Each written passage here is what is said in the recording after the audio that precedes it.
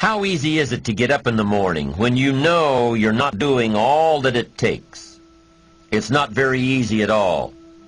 You can just lay there awake thinking, oh, what's a few more minutes in bed? It won't matter much anyway. Wrong. It does matter. It will matter. Now, how easy is it to get up in the morning when you're pouring it on, doing the best you can, anxious to get going, make progress toward your dreams? It's a whole different story. When you're resting to renew your reserves, it's much different than resting to avoid your day. When you're psyched up and excited for your life, when you're excited for what you've planned to accomplish for the day, it's amazing you'll wake up before the alarm clock even tries to startle you awake. Your successes fuel your ambition. Your successes give you extra energy.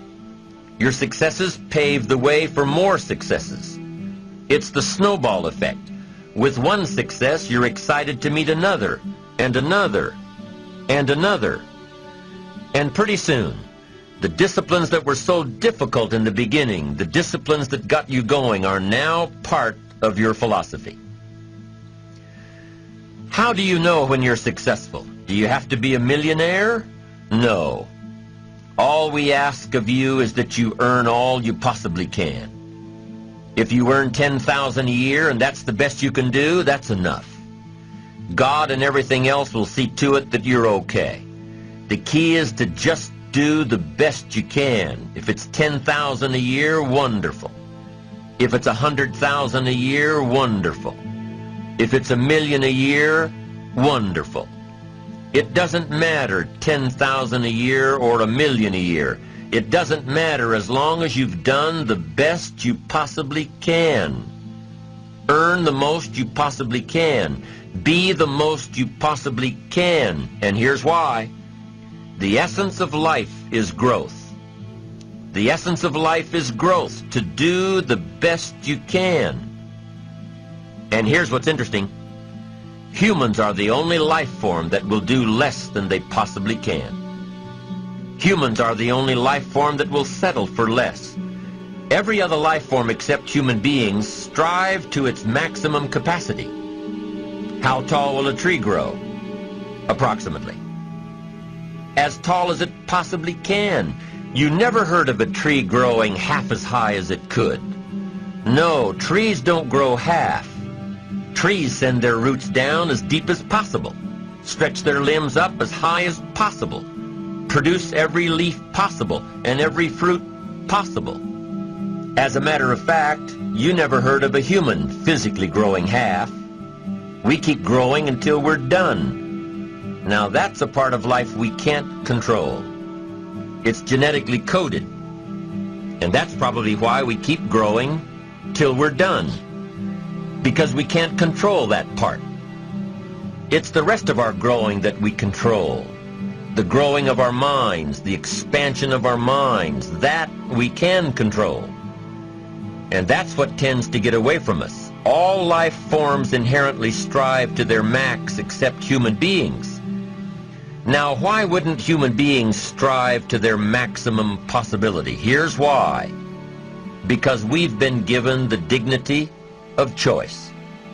It makes us different than alligators and trees and birds. The dignity of choice makes us different than all other life forms. And here's the choice. To become part of what we could be, enough to get by, or to become all that we can be. My best advice for you is to choose the all.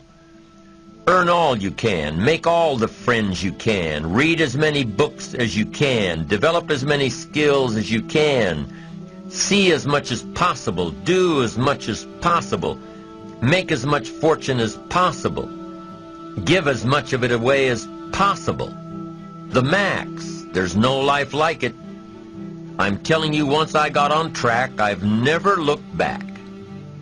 Pick up the challenge. Go for it. Take the best of the two easies. Take the route of it's easy to get ahead. It's easy to do all you can. It's easy to succeed.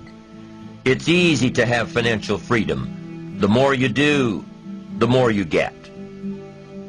So the two primary benefits of positive reinforcement are, number one, to build good habits, and number two, to create more energy to fuel your ambitions, your desires, your achievements. How can you isolate what's working for you and what isn't? How can you make sure that you are reinforcing your positive disciplines?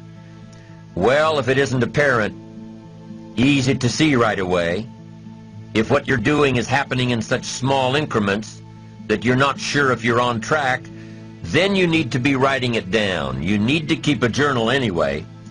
But if you really aren't sure that what you're doing is making measurable progress, you need to keep a written record.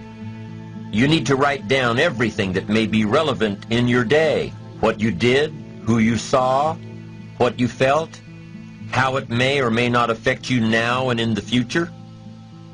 The best way to track your activities of the day is to write them down.